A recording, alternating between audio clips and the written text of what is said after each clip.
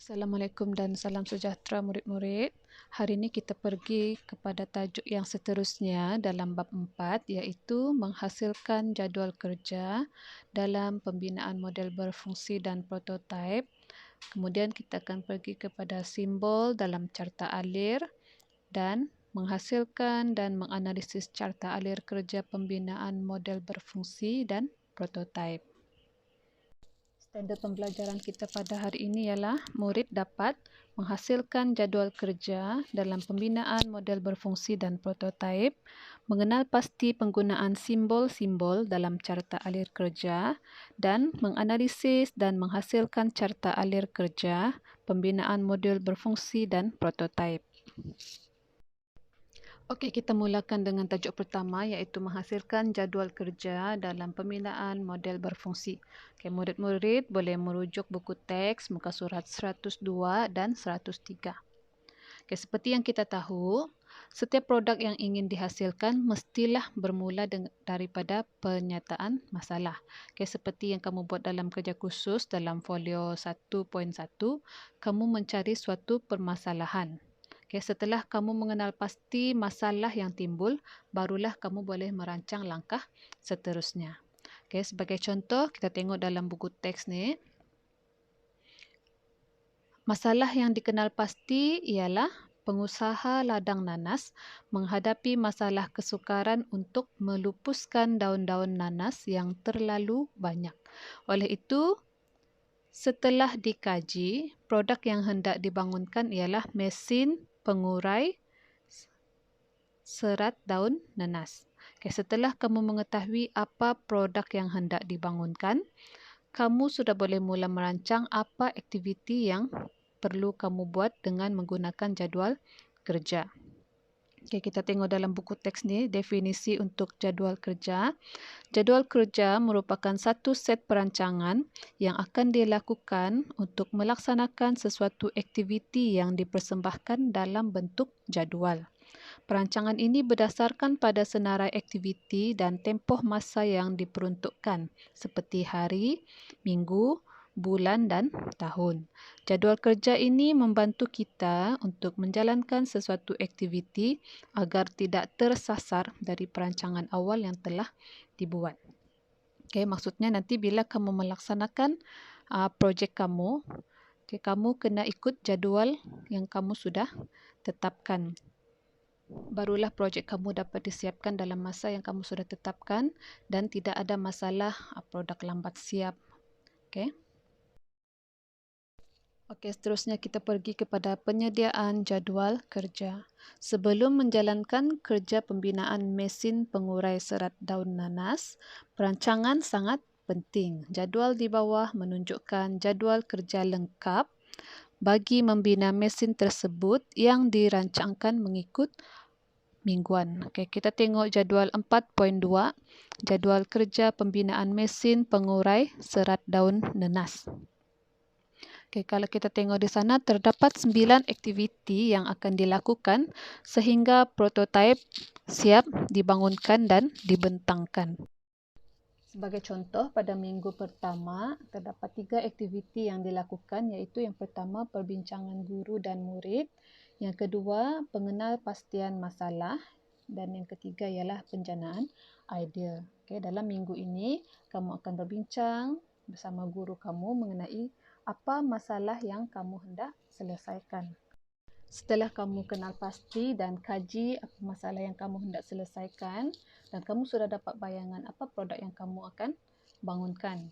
Okay, kemudian kamu akan pergi kepada aktiviti yang ketiga iaitu penjanaan idea. Okay, dalam aktiviti ini kamu akan melakarkan beberapa perkembangan idea. Okay, kemudian kamu akan sintesiskan idea kamu sehingga kamu mendapat lakaran yang akhir. Kemudian apabila kamu sudah dapat lakaran, barulah kamu pergi kepada aktiviti yang keempat iaitu mereka bentuk projek. Okay, aktiviti ini dilakukan pada minggu yang kedua. Dalam minggu ini kamu akan menghasilkan lukisan-lukisan kerja seperti lukisan ortografi, isometrik dan lukisan ceraian. Kemudian barulah kamu pergi kepada pembinaan projek. Okay, kamu akan bina projek kamu menggunakan bahan-bahan yang boleh digunakan untuk menghasilkan prototipe. Okay, aktiviti ini dilakukan pada minggu ke-3 sehingga minggu ke-5. Maksudnya kamu ada 3 minggu untuk siapkan projek kamu. Kemudian setelah selesai projek kamu, kamu akan uji. Okay, pengujian projek dilakukan pada minggu ke-5 dan ke-6. Maksudnya nanti kamu akan uji projek kamu ini dengan menggunakan sama ada ujian makmal ataupun ujian parameter. Kalau ujian parameter itu adalah ujian pada situasi yang sebenar. Kalau ujian makmal sama ada di dalam makmal ataupun di bengkel.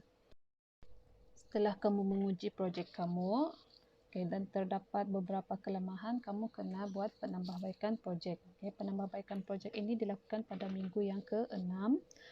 Setelah selesai semua, kamu akan teruskan kepada aktiviti yang ke-8 iaitu pendokumentasian. Maksudnya kamu kena siapkan ataupun lengkapkan pendokumentasian kamu iaitu pada minggu ke-7 dan ke-8. Kemudian aktiviti yang terakhir iaitu pembentangan projek dan sesi penilaian. Yang ini akan dilakukan pada minggu ke-8. Seterusnya kita pergi kepada tajuk seterusnya iaitu simbol dalam carta alir kerja. Jadual kerja yang telah anda tetapkan perlu dipersembahkan dalam bentuk carta alir bagi menunjukkan proses dengan lebih jelas. Kalau yang tadi kita buat dalam bentuk jadual, sekarang ni kita hendak buat dalam bentuk carta alir. Untuk membuat carta alir kerja, kamu kena kenal pasti apakah simbol-simbol grafik yang digunakan. Sebagai contoh, yang pertama ialah simbol oval ataupun bujur. Itu maksudnya ialah mula atau tamat proses. Jadi simbol ini digunakan pada permulaan dan pada penghujung proses. Kemudian yang kedua ialah bentuk segi empat tepat. Maksudnya ialah proses atau operasi. Apakah proses yang dilakukan di sana? Sebagai contoh, penjanaan idea. Kemudian simbol grafik yang ketiga ialah bentuk paralel. Yang segi empat tapi yang condong sedikit. Yang ini bermaksud input, proses atau output. Yang ini kamu gunakan kalau ada input ataupun output dalam sesuatu proses tersebutlah. Kemudian yang keempat ialah bentuk diamond.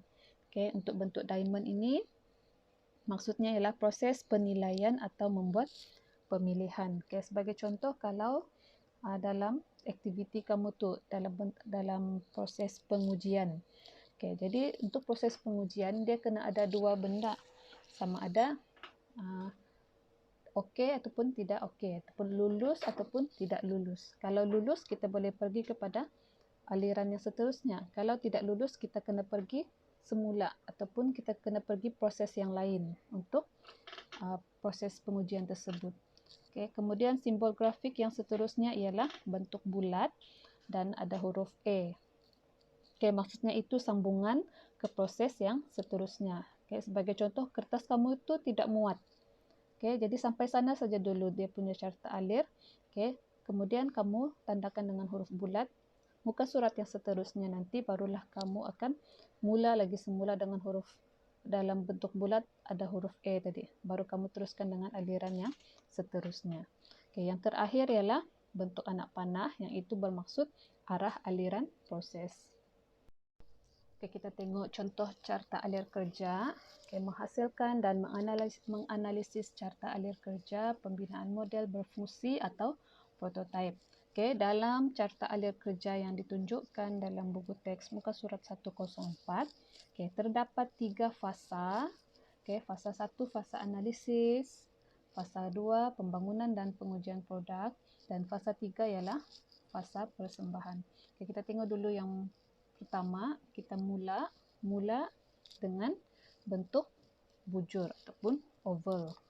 Kemudian baru kita pergi kepada mengenal pasti masalah, kemudian kajian tinjauan, pemerhatian, pembacaan terhadap masalah, kemudian kertas cadangan projek, kemudian pemilihan idea terbaik. Dalam pemilihan idea terbaik ini, oleh sebab dia adalah proses pemilihan ataupun penilaian, kita kena buat ya dan tidak. Sekiranya kamu tidak suka ataupun tidak setuju dengan pemilihan idea kamu kena ulang semula pergi kepada kertas cadangan projek. Tetapi sekiranya kamu bersetuju, kamu akan pergi kepada langkah yang seterusnya, iaitu pemilihan bahan dan peralatan. Yang seterusnya fasa 2, pembangunan dan pengujian produk. Setelah pemilihan bahan tadi, kamu akan pembangunan produk. Kamu akan teruskan dengan pembangunan produk. Kemudian setelah siap produk kamu akan buat pengujian awal produk. Dalam pengujian tersebut, sekiranya tidak berjaya pengujian tersebut, kamu kena ulang semula kepada proses pembangunan produk. Tetapi sekiranya pengujian kamu berjaya, kamu teruskan dengan pengesahan pakar. Seterusnya pula kepada penambahbaikan produk. Kemudian pengujian akhir. Pengujian awal dan pengujian akhir, oleh sebab dia adalah proses pemilihan dan penilaian, kamu kena gunakan bentuk diamond. Sekiranya pengujian akhir kamu tidak berjaya, kamu kena ulang pula pada penambahbaikan produk. Tetapi sekiranya berjaya, kamu pergi kepada langkah seterusnya, iaitu produk siap. Seterusnya, kalau produk sudah siap, kita pergi kepada langkah persembahan dan pendokumentasian. Setelah siap proses tersebut, tamatlah proses pembinaan produk kamu. Langkah daripada produk siap, persembahan dan pendokumentasian, dan tamat itu termasuk dalam fasa 3, iaitu persembahan. Itu saja untuk tajuk kita pada hari ini. Terima kasih kepada semua murid yang sudah menonton video cikgu pada hari ini.